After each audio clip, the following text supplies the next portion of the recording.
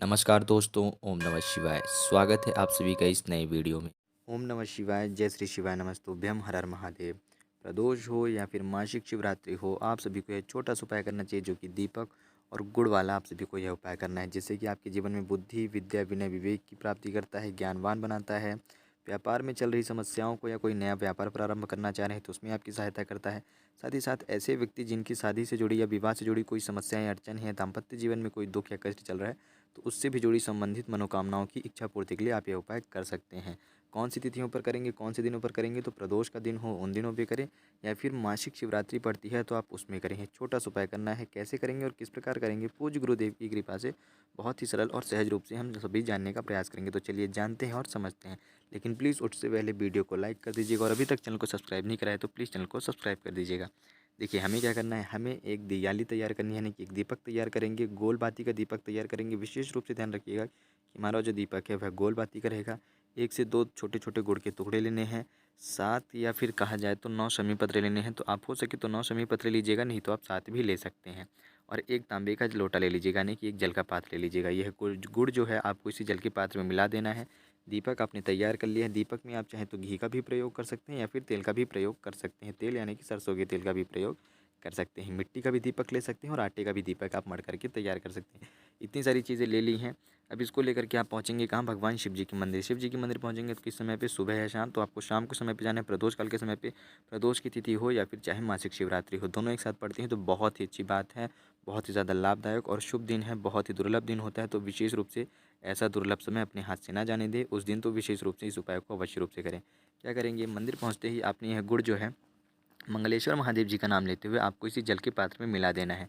क्या करना है, मंगलेश्वर महादेव जी का आप नाम लेंगे मन ही मन, जिससे कि आपके जीवन में जुड़ी हुई जो भी समस्याएं हैं, जो भी विघ्न है, जो भी बाधाएं हैं, मंगल का दोष है, यानी मंगल ग्रह से जुड़े जो दोष होते हैं वह दूर होंगे। साथ ही साथ विशेष रूप से उन व्यक्तियों के लिए मंगल ग्रह से जुड़े दोष दूर होंगे जिनके विवाह में या फिर दाम्पत्य जीवन में समस्याएं आ रही हैं। ठीक, तो मंगलेश्वर महादेव जी का नाम लेकर के आपको यह गुड़ का टुकड़ा इस जल के पात्र में मिला दिया है, डाल दिया आपने।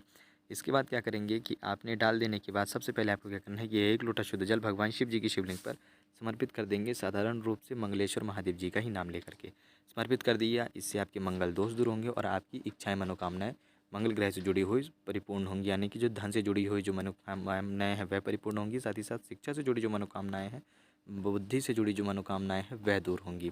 ठीक, वह आपकी परिपूर्ण होंगी और जो समस्याएं हैं वह दूर होती। अब बचते हैं आपके पास एक दीपक और बच रहे हैं आपके पास 9 समी पत्र या फिर 7 समी पत्र। तो आपको क्या करना है कि आपको यह जो 9 समी पत्र हैं उनमें से 5 समी पत्र आप क्या करेंगे, मंगलेश्वर महादेव जी का ही नाम लेते हुए, चाहे मासिक शिवरात्रि हो या प्रदोष के दिन हो, ध्यान दीजिएगा। ठीक, दोनों तिथियों में से कोई सा भी एक दिन हो, उसी दिन 5 शमी पत्र आपको मंगलेश्वर महादेव जी का नाम लेते हुए भगवान शिव जी की शिवलिंग पर, भगवान गणेश जी के स्थान पे ओम गण गणपते नमः इस उसका 5 बार मंत्र का, यानी कि गणेश जी के नाम का 5 बार जाप करेंगे।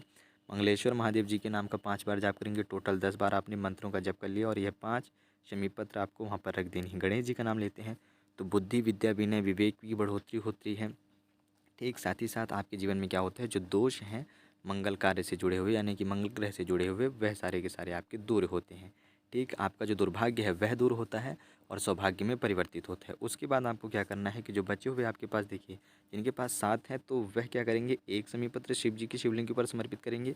जिनके पास 9 है शमी पत्र तो वह 3 शमी पत्र यहाँ पर भगवान शिव जी की शिवलिंग पर समर्पित करेंगे, 3 या फिर 1। ठीक, रख दिया। अब यहाँ पर जैसे ही ऊपर रखेंगे तो बुद्धेश्वर महादेव जी का नाम लेंगे, जो कि आपके जीवन में बुद्धि, विद्या, विनय, विवेक, इन सभी चीज़ों में, तीनों चीज़ों में, यानी कि बुद्धि, विद्या और विनय और विवेक, इनमें आपकी बढ़ोतरी होती है। यानी कि आप तेजवान होते हैं, आप में एक नई ऊर्जा, एक नई चमक आती है और आप अपनी शिक्षा के क्षेत्र में सफलतापूर्वक आपको सफल मिलती है और आपकी बढ़ोतरी होती है। तो बुद्धेश्वर महादेव जी का नाम लेकर के आपको ये 3 समी पत्र रखने हैं, ताकि आपका जो बुध ग्रह है वह मजबूत हो, उसकी अनुकंपा और कृपा बनी रहे। रख दिए। अब आपके पास बच रहा है आखिरी में एक दिया और एक आखिरी शमी पत्र। जिनके पास 7 थी तो उनके पास भी एक बचेगा और जिनके पास 9 थी उनके पास भी एक बचेगा। ठीक, 5 यहाँ कर दिए हैं और 3 यहाँ पे कर दिए हैं, तो 5 3 8 और एक बच रही है।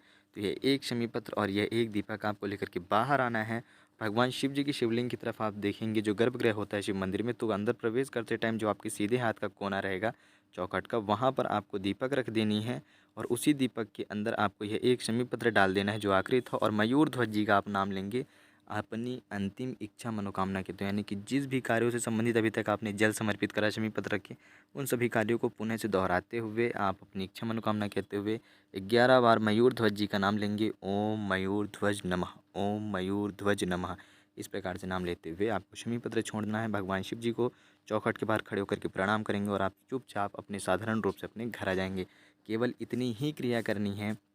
यदि इतनी क्रिया आप मासिक शिवरात्रि के दिन या फिर प्रदोष काल के दिन, यानी कि प्रदोष के दिन आप ये सारी क्रियाएं कर लेते हैं, तो आपकी जो भी मनोकामनाएं हैं खास तौर पे व्यापार से जुड़ी हुई या फिर विवाह से, दाम्पत्य जीवन से जुड़ी हुई, वह तो परिपूर्ण होती है। और मंगल और बुध ग्रह को याद करते हुए जब जल समर्पित करते हैं तो बुद्धि और ज्ञानवान की आपकी इच्छाएं मनोकामनाएं परिपूर्ण होती हैं और आपका जीवन सफल बनता है। तो ये छोटी छोटी क्रियाएं थी, छोटी सी विधि थी, जो कि पूज्य गुरुदेव की कृपा से बहुत ही सरल और सहज रूप से समझाने का प्रयास करा है।